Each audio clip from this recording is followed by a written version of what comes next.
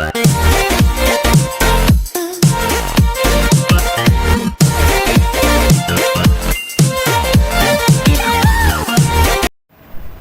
Friends, welcome to my channel study art with Deepa. आज के पहले हमने सित्तलवासन गुफा, एलोरा गुफा, ये दोनों मैं बता चुकी हूँ। और आज हम जो टॉपिक पढ़ेंगे आर्ट में, जो टीजीटी पीजीटी जिन्होंने हर जगह फॉर्म भरे हैं उनके लिए बहुत इंपॉर्टेंट है, और ये हमारा कला का भी इतिहास है, तो सबको ही जानना चाहिए। तो आज का हमारा टॉपिक है मध्यकाल की कला। तो शुरू करते हैं अपनी क्लास। तो मध्यकाल की कला जो है वो पहले तो हम इसका समय काल देख लेंगे, इसकी टाइमिंग जो है कि इसकी टाइमिंग क्या है। ठीक है, तो जो मध्यकाल की हमारी कला है उसकी टाइमिंग है 650 से 1550। ठीक है, 1550 ईस्वी, ये मध्यकाल की कला की टाइमिंग है। ठीक है, 650 से 1550। और जो मध्यकाल की हमारी जो कला होती है उसे पोथियों की कला भी कहते हैं। ठीक है, तो इसको हम क्या कहते हैं? इसको हम कहते हैं पोथियों की कला। पोथियों की कला, पोथियों की कला कहते हैं हम इसे। ठीक है, और जो हमारे मध्यकाल की कला है वो दो भागों में बटा है। तो कितने भागों में बटा है हमारा ये मध्यकाल की कला? दो भाग में बटा है हमारा। जो पहला है वो है हमारा पूर्व मध्यकाल, और दूसरा जो है वो उत्तर मध्यकाल। तो हम लोग लिख लेंगे, पहला जो है वो है पूर्व मध्यकाल, और दूसरा है वो है हमारा उत्तर मध्यकाल। ठीक है, तो ये दो है हमारा, एक है पूर्व मध्यकाल और एक है उत्तर मध्यकाल। ठीक है, ये दो भागों में बटा है, और दोनों की हम टाइमिंग भी लिख लेंगे। पूरे का तो पूरे मध्यकाल की टाइमिंग 650 से 1550 है, मगर पूर्व मध्यकाल की क्या टाइमिंग है? तो पूर्व मध्यकाल की हमारी टाइमिंग है 650 से 1000 ईस्वी। ये हमारी पूर्व मध्यकाल की टाइमिंग हो गई। ठीक है, और जो हमारी उत्तर मध्यकाल की टाइमिंग है वो 1000 से शुरू होगी, 1000 से 1550 ईस्वी। ठीक है, तो ये हमारी टाइमिंग हो गई। ठीक है, तो ये हमारी दो भाग में बट गई मध्यकाल की कला, पहला पूर्व मध्यकाल, दूसरा उत्तर मध्यकाल, और टाइमिंग हमने समय काल सबका लिखवा लिया है। ठीक है, और ये जो हमारे पूर्व मध्यकाल है इसमें हम पाल शैली पढ़ेंगे, जो पाल वंश आया था। ठीक है, उत्तर मध्यकाल में हम अब वंश शैली पढ़ेंगे। पहले हम पूर्व मध्यकाल का पढ़ते हैं, तो हम पहले पूर्व मध्यकाल जो हमारा है उसमें हम पाल वंश पढ़ते हैं। ठीक है, तो हम अब पाल वंश पढ़ेंगे, इतना आप लोग नोट कर सकते हैं। ठीक है, अब हम पढ़ेंगे पाल वंश। पाल वंश कैसे, मतलब पाल शैली आई उसके पहले पाल वंश आया, तो हम पढ़ते हैं पाल वंश। तो जो हम पाल वंश में ये देखेंगे कि शैलियों का जो आरंभ हुआ था वो पाल वंश से ही हुआ था। ठीक है, शैलियों का आरंभ, तो यहाँ हम लोग लिख लेंगे पाल वंश से ही शैलियों का आरंभ हुआ था। शैलियों का आरंभ कहाँ से हुआ था? पाल वंश से हुआ था, हमारा शैलियों का आरंभ हुआ था। ठीक है, हमारा शैलियों का आरंभ हुआ था पाल वंश से। और फिर हम पढ़ेंगे कि इसकी टाइमिंग भी हम देख लेंगे कब तक था।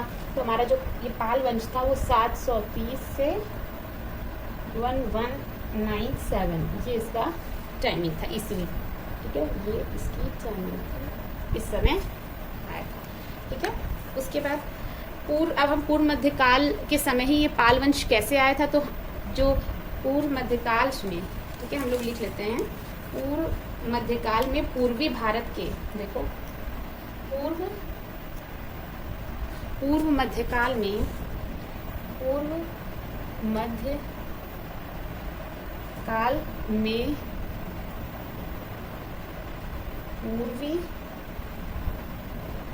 पूर्वी भारत के बंगाल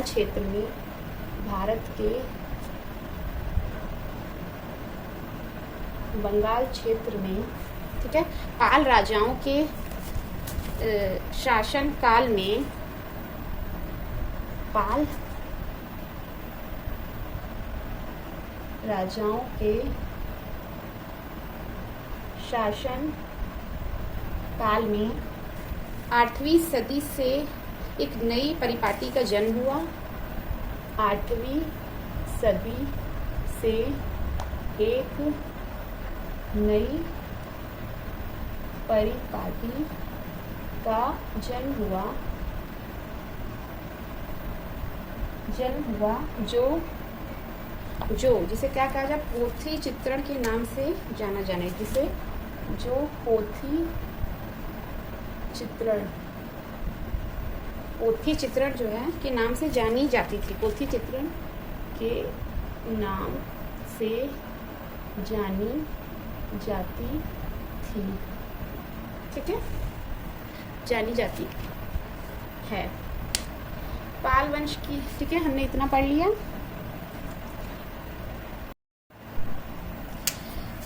अब हम पढ़ेंगे पाल वंश की जो स्थापना हुई थी वो गोपाल पाल ने की थी, ठीक है। पाल वंश की स्थापना जो हुई थी वो गोपाल पाल ने की थी 700 ईस्वी में, ठीक है। कितने में की थी? तो 700 ईस्वी में की थी, ठीक है। और पाल शैली के जो संस्थापक थे वो धर्मपाल थे, और पाल जो वंश था उसके गोपाल पाल थे, और पाल शैली का अगर पूछा जाए तो धर्मपाल थे, ठीक है। और जो पाल शासकों में जो महत्वपूर्ण काल रहा है, ठीक है,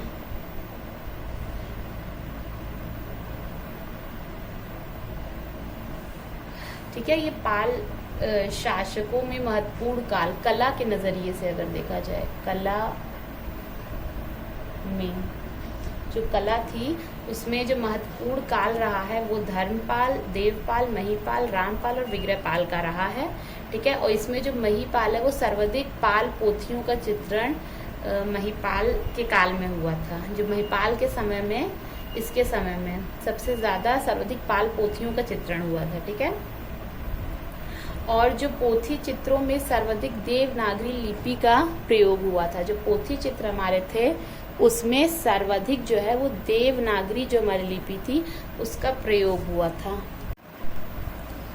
जो पाल शैली थी उसका जो नामकरण हुआ था, पाल शैली का जो नामकरण था, अब हम पाल शैली का नामकरण पढ़ेंगे तो पाल राजा बौद्ध धर्म के महायान शाखा से संबंधित। तो पाल जो राजा थे वो किस धर्म से संबंधित है? बौद्ध धर्म से संबंधित है। और किस शाखा से? उसकी महायान शाखा से संबंधित, ठीक है।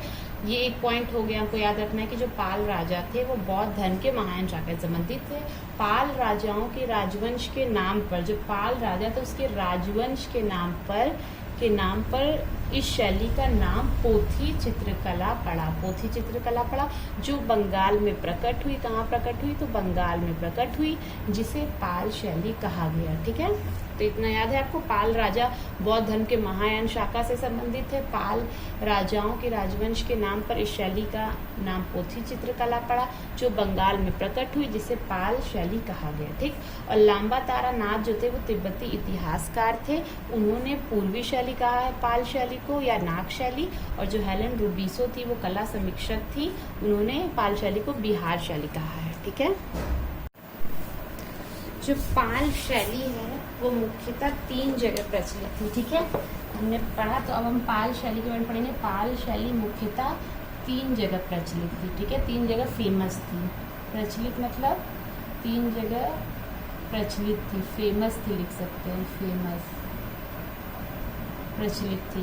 एक है बंगाल, बिहार, नेपाल, इन 3 जगह, ठीक है। और पाल शैली के चित्रकार, अब हम पाल शैली के चित्रकार पढ़ेंगे कि पाल शैली में कौन कौन से चित्रकार थे, चित्र करते थे। तो उनका नाम में धीमान आता है, वित्तपाल आता है, जय पराजय आता है और विजय आता है। और धीमान की विशेषता ये थी, कांसे की मूर्तियाँ बनाने के लिए जाने जाते थे। किसके लिए जाने जाते थे? तो धीमान कांसे, पाल शैली में ऐसे भी इनकी विशेषता थी, कांसे की मूर्तियाँ बहुत अच्छे बनाते थे, उसके लिए जाने जाते थे। और पाल पोथियाँ, एक था कि जो पाल पोथियाँ थी वो सिर्फ ताड़ पत्र पर बनी जाती थी, ठीक है, जिसकी माप ये होती थी 22x2 1/2 इंच, ठीक है, ये होता था। पाल पोथियाँ किस पे बनाई जाती? सिर्फ ताड़ पत्र पे बनाई जाती थी, और जिसकी माप ये होती थी 22x2 1/2 इंच, ठीक है। और चित्रित पाल पोथियों की संख्या, जो टोटल जो पाल पोथियाँ चित्रित की गई हैं यहाँ पे, चित्रित पाल पोथियों की संख्या वो 24 है, ठीक है। और प्रज्ञा पारमिता जो है वो प्रथम चित्रित ग्रंथ है पाल शैली का। किसका? तो पाल शैली का। पाल शैली का प्रथम चित्रित ग्रंथ, ये बहुत इंपॉर्टेंट है, आता है कौन सा है? तो प्रज्ञा पारमिता है। और जो पाल शैली की एक विशेषता थी, एक विशेषता में से आता है पटचित्र, पाल शैली की एक विशेषता है। और अब पाल शैली में जो बचा है वो चित्रगत विशेषताएं हैं उसकी, और चित्र कौन से हैं पाल शैली में, और पाल शैली के चित्रित ग्रंथ कौन से। तो हम एक ही वीडियो बहुत लंबा हो जाएगा, तो मैं पाल शैली में चित्रित ग्रंथ हैं, चित्रगत विशेषताएं हो गई, चित्र हो गए, तो वो दूसरे वीडियो में मैं पाल शैली का दूसरा पार्ट लाऊंगी जिसमें मैं वो सब कवर करूंगी। और मुझे लगता है जितना मैंने आपको बताया है वो सब आपको बहुत अच्छे से सब समझ आ गया होगा, जितना भी मैंने बताया है। तो अब मिलते हैं नेक्स्ट वीडियो में, तब तक आप ये सब देख लीजिए। अच्छा लगा तो मेरा चैनल सब्सक्राइब कर लीजिए। मैं नेक्स्ट पार्ट, सेकेंड पार्ट इसका लाऊंगी, तब तक आप ये पढ़ लीजिए। Thank you for watching.